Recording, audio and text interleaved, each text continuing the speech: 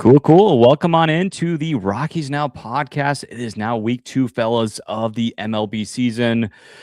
Your Colorado Rockies, man. We're 6-6 heading into this. We just hope that the Rockies don't lose tonight and that it comes up with that horrible number that we will not mention on this podcast ever again.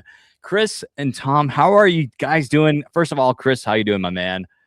Dude, it is so good to be healthy and back at it again with you guys. 2 weeks was too long to take off. 100%. Yeah, dude, the cold, I think we both got around the same time too. I remember a couple weeks ago we were doing some EPS stuff and yeah, dude, we were both not feeling it, but fortunately we are good to go now.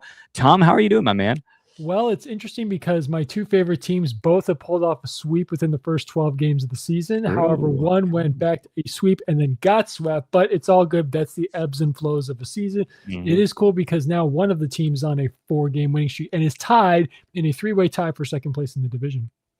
Start buying those postseason tickets, folks. Go to October, baby. Flash tickets. Exactly. Oh, man. No, it's been an awesome week, honestly, but we have to start off with the Philadelphia Phillies series because the Rockies, of course, last time we were talking to you guys on the pod, the Rockies had just come off of a huge series win against the Blue Jays, making them 2-4 heading back into the home opener. And as I mentioned last time on the pod, that I thought the Rockies were probably going to be like 0-6 or at least 1-5 heading into Denver for the home opener. And the vibes were high. Again, the episode of today's vibes are Rocky Mountain High, really. And so the vibes were high going to opening day. Super exciting stuff. It was going to be my second home opener ever. Last year I went. That absolutely sucked. So I was hoping for a better opening day this year. And I'm like, you know what? We're going to win today. Michael Lorenzen's getting his first start. And we're going to have fun today. First inning gives up 6 runs, right? Yeah, I think it was 6 runs. 7 runs. Oh my gosh. Yeah. See, I'm already past that now. But it was just miserable. And I don't think we get recording it now until I think we got like 3 straight outs or something like that. But they had scored 7 straight runs. It was just ridiculous. And it felt like literally over an hour had taken place to just get by that first inning. And what's so shocking, guys, that game took less than 3 hours to play. But the reason why that is our guy Bioso pitched a 1-hitter going into, I believe, the 5th inning. He started in the 5th inning. He came in the game in the 5th inning and pitched an absolute gem. So like to see that from Bioso. But yeah, the opening day was not fun at all. The weather was a lot better. I was able to get some merch. But other than that, guys, opening day just looked like a team from last year. And I'm like, did really anything change? And then, of course, we know our Rockies. But I think, guys, these are different Rockies. So I'm going to hand it off to Tom here first. Tom, what were your thoughts on the opening day game overall for the Rockies? It was just a miserable watch. It felt like we were getting slapped in the face again. It was just like a big whooping continued downturn from last year. So, again, I'm the only one of us who doesn't live in the Colorado area. So it is what it is. I mean, again, the Phillies are primed to make one last big hoorah here. And so they came to play. But games 2 and 3 stood out more for me, which I'm assuming we'll get to now. But opening day, I guess you could say we got hit in the mouth, got knocked down, but we got back up. And because games 2 and 3 were much more formidable, but even though we only won one of them. Mm-hmm. And before we get to game 2, let's do some trivia.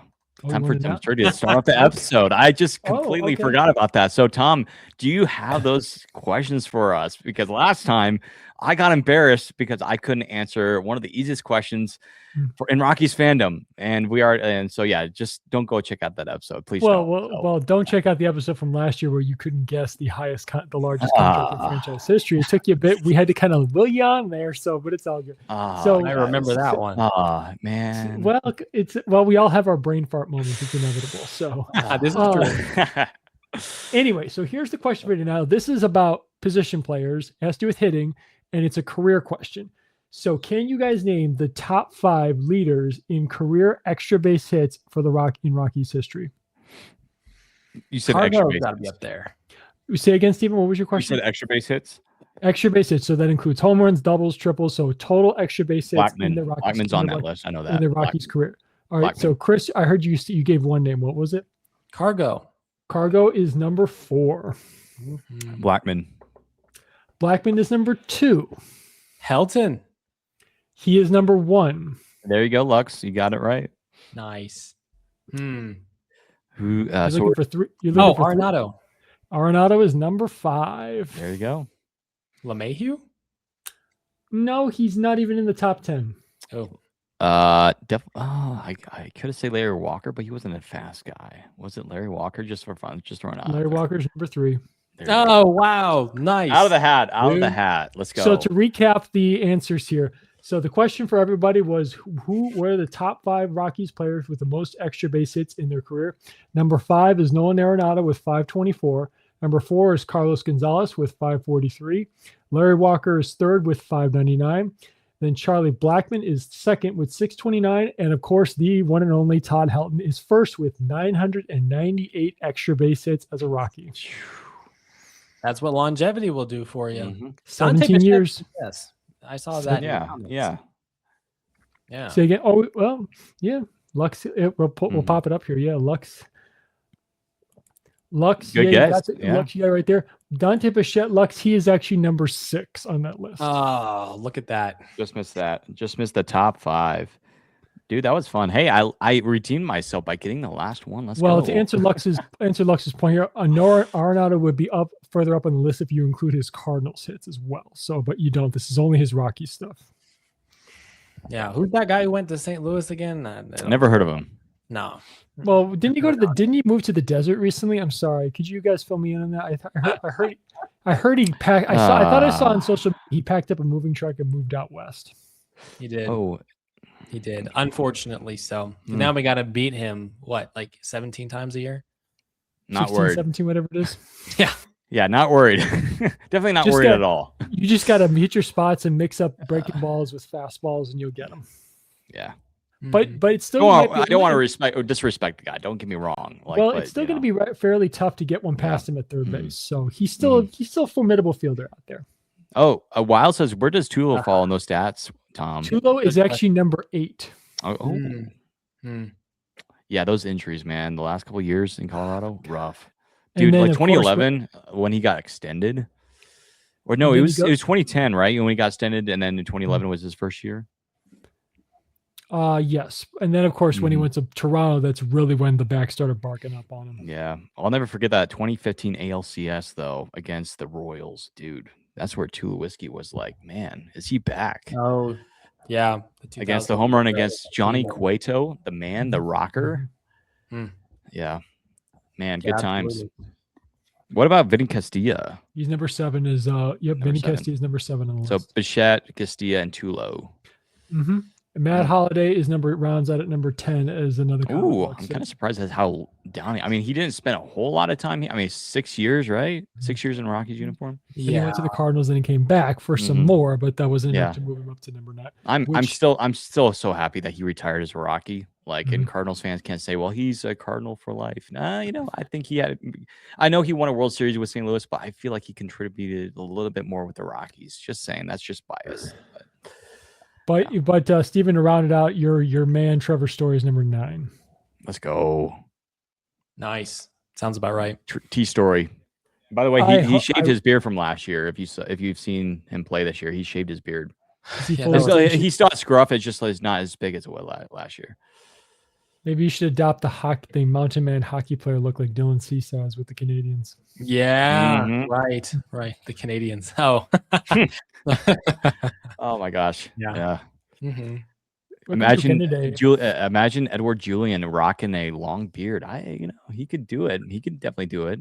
Well, no one beats Charlie Blackmon. That Yeah, I was sounds about to say that. That style's iconic. Yeah. Yes, sir. Dude, man, I miss Yeah. Charlie. So But there's hey- your question, gentlemen, and we Yeah. will do another one next week. Yes, sir. Yeah. Best believe. That was a good one.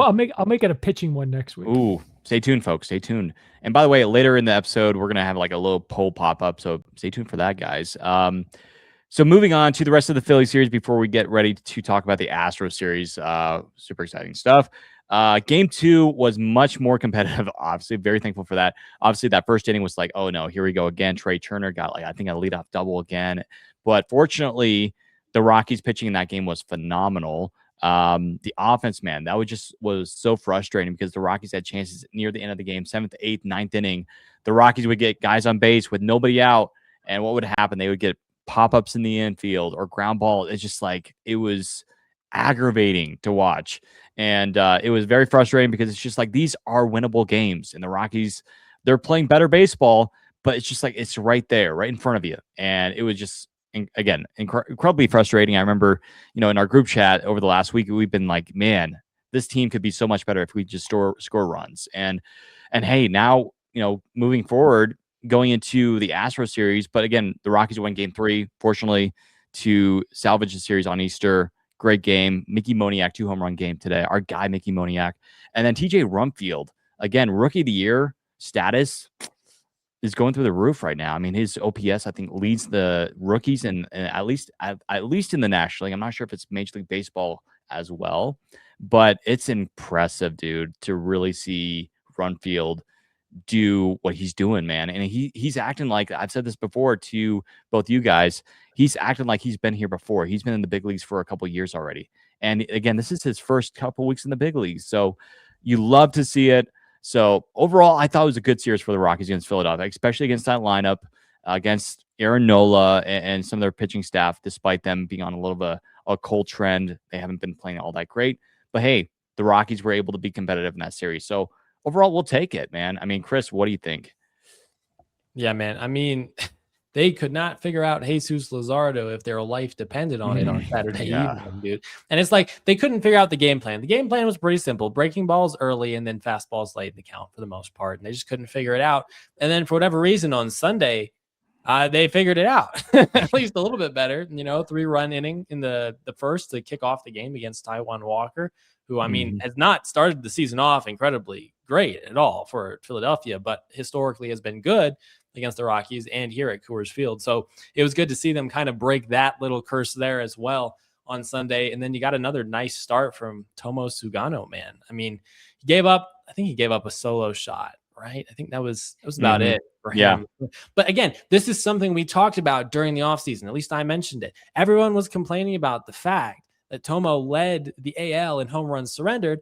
And I was like, hey, look, man, I mean, he doesn't walk people. He doesn't give up a ton of other hits. And so these home runs, I mean, they're going to be solo shots a lot of the time, and they're not going to kill you. Solo shots don't kill you. It's the safest way to give up a run.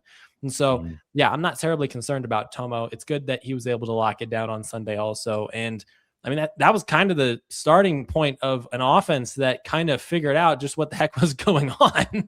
And yeah, I mean, that kind of bled into the Houston series. Yeah, Tom, what were your thoughts on the Phillies series? Again, like opening day was just miserable, but I mean, you do have to say, again, the offense was bad in game 2, but kind of left the Rockies pitching hanging there, which was kind of like the theme over the first, 7-8 games, I guess, of the year. But really, again, Sunday, we saw the Rockies come back and get a huge win. So, Tom, I want to hear your thoughts on that.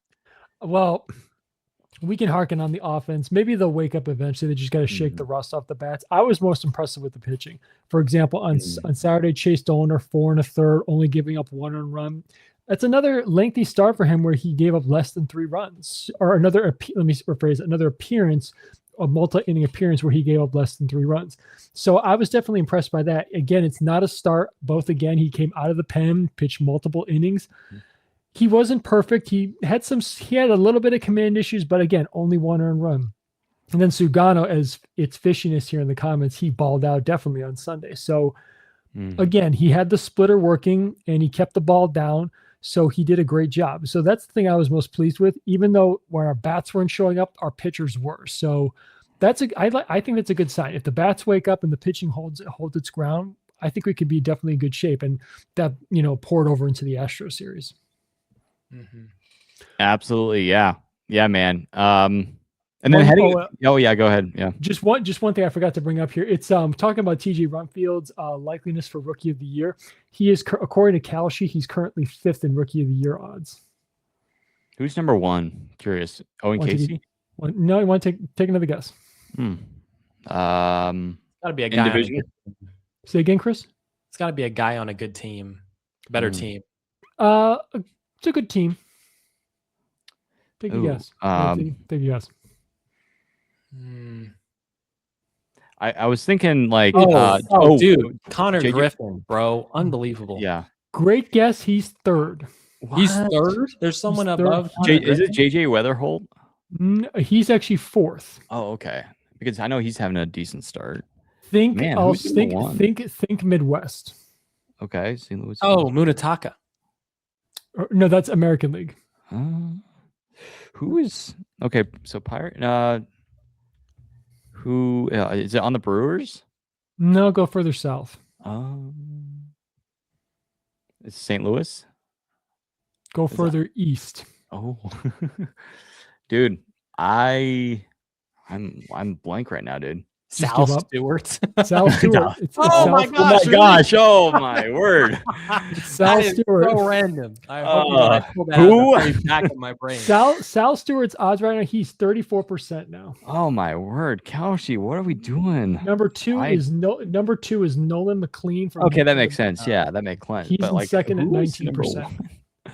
Wow. Well, Connor Yeah, Griffin. we're just respecting. Connor Stewart. Griffin's had two back-to-back bad games, so he dropped quite a bit. He was in second, but he's dropped a little bit. So, Man, I mean, so there are your current odds. But TJ Rumfield in the last day he has gone up 7%. So he went up from 6 to 13. So he's rising. nice, dude. Yeah, I need. Maybe we haven't been paying. I haven't been paying attention to Sal Stewart. I was like, who is that guy? So I guess we need to do our research. I don't know ball. Reds Focus. We're sorry about that. Absolutely, sorry, Reds Focus. Love that guy. But yeah, man. Talking about the Astros series now. So really, you're looking at the hottest offense coming into the series for the Houston Astros. It's like, oh boy. And then obviously we want to address this guy, Christian Walker, who has literally killed the Rockies at Coors Field. Literally, it feels like every single game, guys. Like he always hits a home run, and he did in this series. I think it was only one home run, but it was just like, oh boy, here we go again. And then the first inning, the Astros, I think, scored 2 runs, or the second inning, I think it was. But it was just like, oh boy, it's going to be one of those series to where it's just like, kind of like the Phillies, where like the Phillies get a lead and we just can't score runs. Well, the Rockies guys, they responded. They won game 1, and then they take game 2. And then yesterday, the Rockies win 9-1. Their pitching has been phenomenal. TJ Rumfield got a triple, I believe, in game 1. We saw the Rockies have that 8-run 5th inning in game 1. Like, dude, this is a completely different team than it was last year. And I feel like, I know, Chris, you addressed it in a lot of the comments yesterday on social media, but it's just like people think that, oh, this is the same team as last year, just maybe a couple different players. No, like they have definitely not done the research, but it's so refreshing to see that we actually have people in the front office that know baseball, that signed the right guys. Yeah, I mean, it's still early, and you're not saying that these guys are going to be all-stars this year. I mean, we don't know, but given the numbers, and again, the research that you went into, with our podcast and with EPS, is that, this team in terms of WAR is potentially a 70+ win team. And I feel like people don't understand that, or are just like still not believing the Rockies. Now, again, they're going to be bad, like I said last time, but like you said, Chris, on a previous Rockies podcast, they're going to be normal bad this year. So like, what's going on? Like, this was awesome. And now we're 6-6 heading into tonight's game, which is going to start in the next few moments. So it's just like, we love to see it. Like, what's going on, Chris? Like, how are the Rockies doing this? Yeah, I mean, what's even more incredible is that they really should be 8-4. If Austin Slater threw that ball in game 1 of the season, like a half second later, or if Otto Lopez broke a half second later for that one diving stop he had in that game, or if JJ McCarthy, JJ McCarthy. No, this is not football. If Jake McCarthy broke a slightly different angle, bro, in game 3 of the series, then this is an 8-4 team. And so they're actually even exceeding my expectations thus far. I did not have them beating Toronto. I did not have them sweeping the Astros, and I still had them at 67, 70 wins. So, I mean, the way they're doing it's pretty straightforward, right? They're being, ideally, at least recently, especially against Houston, right? They're being more aggressive early in the count and on fastballs. Bro, my goodness. you cannot be a good team in Major League Baseball if you can't hit the fastball. And that's something that they've done a lot better over the last few games. You just have to do it. Yeah. And then I think there was a comment Uncle Ted made a little bit earlier about the pitching, specific pitch. Oh, yeah, there it is. Throwing cutters more, not necessarily instead of sliders. All right. I mean, slider usage is a little bit down this year, but cutter usage so far is up 8 percentage points from 2025. And four-seam fastball usage is down 15 percentage points from 2025. So completely different pitching philosophy. They're pretty much doing exactly what they said they would do this season. And I think that's kind of what's most surprising about this is because we're so used to hearing coaches and front office staff talk about, oh, we're going to do this a little bit differently this year. Never happened. We want to do this. And that never really actually happens. They're literally doing the things that they said they would do. And so they're stealing bases. They're throwing lots of pitches. And man, I mean, this philosophy is completely different. It's fantastic to see how completely different of a team this is, not just in terms of players, but also just philosophy and execution. Yeah, more competent too. It's just like this is what happens when you have competent people in your front office that actually know what they're doing, and it's exciting, man. And I wanted to mention this before we get ready to move on to the Padres series. If we have any other comments about the Astros series, but like I will mention, Jordan Beck is having a pretty miserable start, and we talked about before we got in here tonight about potentially, sending him down. He still has all of his options, 3 options left. I think that very well could be coming, but who could be sent up? I know, Chris, you were talking Charlie Condon. I know a lot of our listeners would love to see Charlie Condon up here. I'm like, listen, I'd be happy as well. However, I'm leaning toward Tom's side and maybe not sending him up too early because, again, I know some people out there are like, well, what about service time? And listen, don't worry about service time. That's not the issue we're talking about here. What the issue is that you don't want to call him up too early. He struggles and it ruins his confidence. Now, I'm not saying that would happen. You never know. But I would lean toward maybe not quite yet. I feel like, Tyler Freeman, I know he's been banged up with that. Was it hamstring or something like, I think it's a hamstring. Or his back. I think it's his hamstring or back, but he's always an option to put in the outfield. I don't know if he's necessarily a left fielder. I think he can play right field, but it's just Jordan Beck, dude. He needs to figure it out. But what I was saying was, I find it very interesting that or at least some of the players that were drafted and developed by Bill Schmidt and have been in the Rockies system and were in the Rockies system during these periods of time where the Rockies have been bad, they are not performing very well. And yet the guys that are arguably the best performers so far this year have been guys that were not drafted by the Rockies, that came from outside the organization, that have had success or had, however, I will say though, Troy Johnston is still technically a rookie. Am I correct? And then same thing with TJ Rumfield. They're both rookies. And so it's so impressive. It's just impressive because these are best players. And you would think it'd be Tovar. Again, he's having a good start, but you think it would be Tovar, Doyle, I don't know, Willie Castro. I don't know. But it's the rookies, man. It's the younger players that are actually doing something about it because we haven't seen this in a very long time. Again, we'll mention it. Again, this is the first time the Rockies are 6-6 this late in the season since 2022. 2022, that was 4 years ago, guys. And so it's just, and by the way, guys, that was the very first year the Rockies lost 100+ games. And so is that a sign that things are starting to turn around? So it's super promising, man. But I just feel like this is it. Like, this is the turnaround point. We're seeing it right now. And imagine, again, we talked about it a couple times before we were starting the season this year and during the offseason of how we wanted to lower our expectations. We didn't want to get too excited. But, I mean, if the Rockies lose the 90 games, that's automatically a successful year, in my opinion. If you lose 90 games, if you go 72-90 or 70-92, as long as the Rockies don't lose 100 games, that's already pretty much a 20+ win improvement, guys. So it's so refreshing to see the front office actually know what they're doing. They have a plan, and we're seeing Alan Leichman, our pitching coach, actually knows how to talk to the pitchers, analytically driven. We have guys in the dugout that, again, are around analytics, The Rockies still have catching up to do, but it's so refreshing to see once again that the Rockies are actually finally looking like a competent baseball team. Yeah. Yeah, absolutely. A fun fact, if they manage to go 79-83, they'll have had the largest single season win increase in MLB history. So, I mean, thus far they're on pace for 81-81. So, you know, for what that's worth. Hey, this is a start that if you want to have a historic comeback year, like what you're talking about, Chris, this is how you want to start it, especially when you're playing against teams that were in the playoffs last year. And we're at least above 500 and competitive in the wild card race. I mean, this is what you want to see. And the Rockies are playing 500 baseball. And I know a lot of people were like, oh, you know, classic Rockies. Listen, the Rockies, it's embarrassing to say this, but the Rockies have not had a 90-plus loss season since 2018, if you don't count 2018. So it's just, that's progress.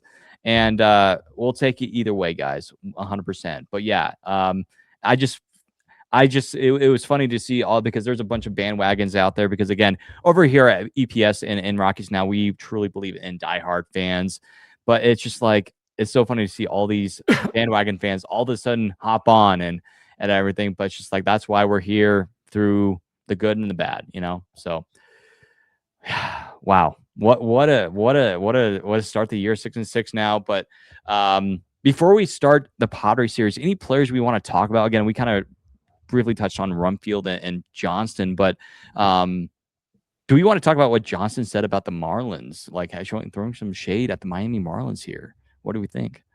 I want to throw a shout out to Kyle Freeland for a fantastic performance in Game 2 with the start there. His ERA is now down to 2.3. And also shout out to Zach Agnos, who had a 3.1 inning save in Game 3. Yeah. Dude, I think that start by Freeland was probably one of his best starts since 2018, the wildcard game. That was just very likely. Very likely. Yeah, dude. It just, and again, I posted this on our story on Instagram.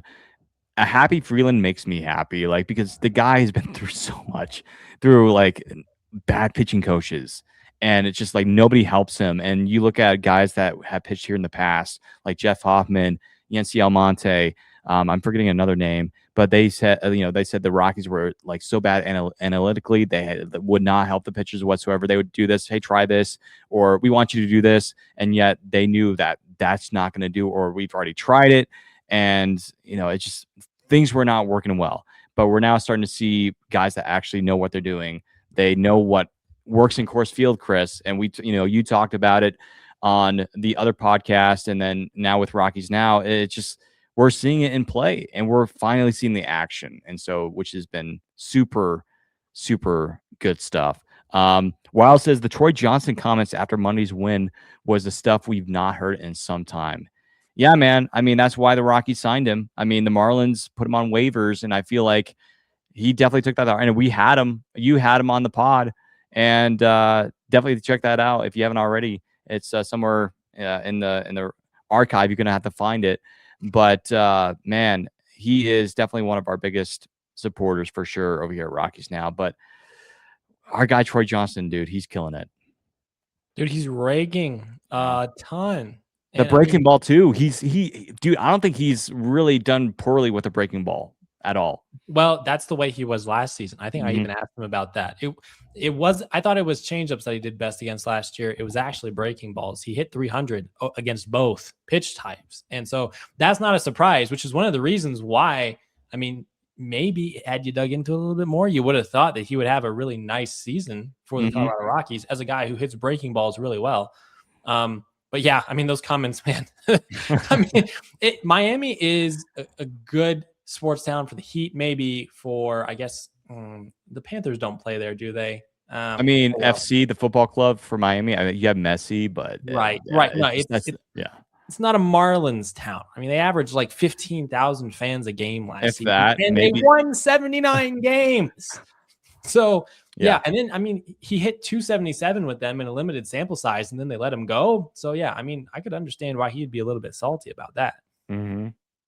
Yeah, Luke says when Chris interviewed Troy, he asked about the biggest difference between AAA and the majors, and Troy spoke about overcoming imposter syndrome and feeling like he belongs. Yeah, and that's what he said in that interview, how he wants to treat the younger players on the Rockies too. I mean, he's a younger player as well, but again, we're seeing Rumfield and Troy kind of act like they've been there before, but they have so much confidence. Like, that's the word. If I had a word to describe the Rockies team, confidence. Dude, they're in every single game, minus opening day at Coors Field, minus, maybe game 2 against the Blue Jays.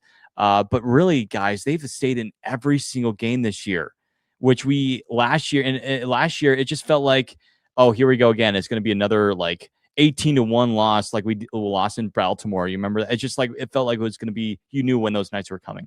But it's just this team, man. It's just like a bunch of guys that, honestly, again, TJ Rumfield was traded over here. And he was kind of stuck in the Yankee system. You already had Ben Rice, Paul Goldschmidt with the Yankees, and Rumfield was a big league ready bat. The Rockies saw him and picked him up. So again, really exciting stuff to see here. But yeah, we have about 10 minutes until first pitch. So let's get ready to talk about some predictions as we head out to Petco Park as we wrap up tonight's pod. Do we want to? Oh yeah, let's do the poll here. Now again, it's going to block Tom a little bit. I think we'll see what it does here. Let me see if I can find that poll, but let's show it. So if you guys see it on your screen, I think there should be a way. So type 1, 2, or 3 in the chat for who do you think, which Rocky starter will pitch the most innings in this upcoming series. Let us know in the chat. Yeah, it should be over there on my screen. So it's over there. So let us know in the chat here on YouTube and X. Again, appreciate every single one of you guys. We have about 27, 28 people in here. So again, feel free to like and subscribe. Tell a friend about Rockies Now. Tell a friend about EPS. We're super excited about just building this up and Rockies Now, dude. I don't know if you've noticed, Tom, but we already have 6,400 followers on Instagram already. And we just hit 6,000 like a month ago. So we've already increased by like 400 followers. So we're getting closer to 10,000. So keep those votes coming in. Looks like we have a 3-way tie between Dollander, Sugano, and Feltner right now. I'm surprised nobody's Freeland. What's going on, guys? Come on. I don't know. We'll see. Maybe I'll go on. Yeah, I'm gonna jump on my account and vote. Yeah, love it. So anyways, we got game 1 tonight. It'll be, obviously Jimmy Herget. I know some of you might be wondering, well, wait a second, Jimmy Herget starting. Well, he's technically not a starter, so we're putting Dollander in there, and Dollander will be getting some action. I'm not sure how long it will be, but hopefully it's some good depth there. My prediction for the Rockies, honestly, I mean, we're feeling good vibes right now, honestly. Like, and maybe you're looking at maybe a sweep. I mean, San Diego's been up and down this year, very inconsistent. Like, I think we talked about it last week with Sarah. Like, teams like the Giants and the Padres, they've been inconsistent this year. I will say, though, shout out to our guy, Herman Marquez, pitched an absolute gem in Pittsburgh this past week. I think it was a shutout, too. So, definitely kind of missing him because it's just like, man, if we would have kept him for one more year, I would have loved to see what he would have. I mean, dude, Cy Young 2018 type of Herman Marquez, like, dude, I would have loved to see that. But yeah, man. But yeah, that's the starters. So, and then it will be who's starting? I think it was Vasquez for the Padres, and then Sugano pitching game 2 for the Rockies, Feltner game 3, and our guy got Freeland pitching game 4. So. I think the Rockies could definitely win at least 2 here, maybe 3. Honestly, I'm feeling a 3-1 series win here, fellas. What do we think?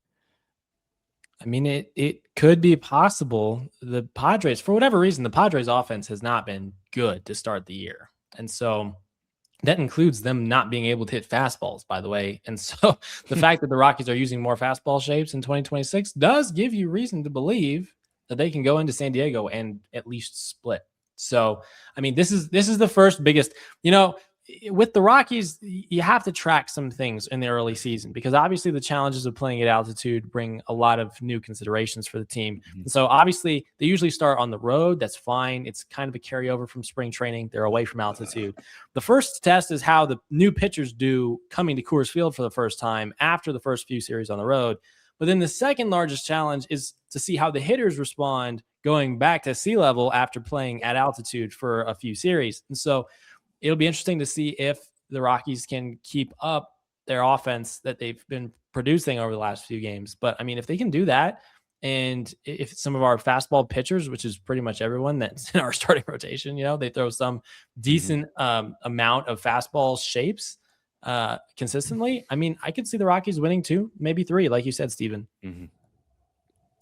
I got 2-2. Ooh. Yeah, I'm gonna go 3-1 here. I was thinking about the sweep, but then it was a 4-game series, and the Rockies did have a 4-game series sweep in 23, I think, in San Diego when they had that 7-game winning streak. But I'm gonna go Rockies take 3 out of 4. Dude, it would be crucial. It would be huge if the Rockies can do that because again, they're playing the Astros after this. So again, we'll talk about it. Of course, when the series is over next week. But hey, I mean, the Rockies, dude, they're playing hot baseball. They have the hot hand. They're the hottest team in baseball, guys. Use that. Have fun, of course, on the road. That's one thing I am concerned. You're going from Coors Field back to the road. That's might hurt them a little bit, but still, it's discipline. It's attitude, not the altitude. So, may the best team win. I mean, the Padres are also 6-6. We'll see what happens here, but yeah, it should be a fun series. Again, we have only a few more minutes until first pitch. We're gonna let everyone out of here. But again, if you have any final questions or comments, let us know here on the pod. Lux, you are correct. Dollander will be pitching a little bit today out of the bullpen. Yeah, let me see if we have any other comments here. Yes, it is a bullpen game. That's not a bullpen game. It's just they have an opener. Yeah. So technically, when you do that, it's just a reliever's opening the game and then the starter's coming after. It's not considered a bullpen game. Which is weird because technically it is a bullpen game because technically Dollander is a reliever, even though he's technically a starter and will be a starter at some point this season. But yes, Tom. I like to call it an opener game. Opener game. Yeah, we got Wild here. He says Herman may pitch against the Rockies on Saturday. That is true, I think. So that should be fun. I just hope that's not like a no-hitter or whatever. It would just be miserable. And knowing the history of the Rockies, first games against the Rockies as a former Rocky, they usually tend to do pretty well. But I don't know. Dollander, get going to watch out. Absolutely. Astros are going to want paybacks. Yeah, dude. It's going to be in Houston. Obviously, the Houston crowd's going to be there. But hey, you know what? By that point, the Rockies might be still hot and they're going to be used to the road altitude. They're going to be acclimated to the road environment. I think they'll be okay. Last year, the Rockies, I think, won at least. I think, didn't they win the series in Houston? I know they won a game. Yeah. I think, yeah. So again, the Rockies, they played okay in Houston before. So we'll see. They're not the same Astros. Yeah. They're not the Astros of old. So they're not as mighty as they used to be. And guys, so I'm not exactly shaking in my boots here. Yeah. And plus their rotation is battered with injuries. Like again, yesterday, man, taken out in the first inning. And then Hunter Brown is already out. Like their rotation is like cooked. They're having to do multiple bullpen, or Tom says multiple opener games. But yeah, dude, like that's one thing the Rockies could definitely take advantage of. Of course, we don't want to see anybody get injured or hurt, but definitely something the Rockies could take advantage of. Doyle batting 9th. Need to see him on base. Yeah, dude. Like again, if you want to follow us on Instagram, again, we're going to be ending our pick to click thing on Instagram. So make sure you go on over there right now before the game starts in like 2 minutes to submit your pick to clicks. We're going to be tallying up those points again tonight. And again, I think we might do like a point update once per week. So definitely follow us on Instagram to check those out. I think we had like a 3-way tie between like 3 people with 9 points. That was from the Troy Johnston game. So definitely, again, put those submissions down there. Well, again, only 1 player per game. So unfortunately can't do that, but maybe in the future we'll think about doing that.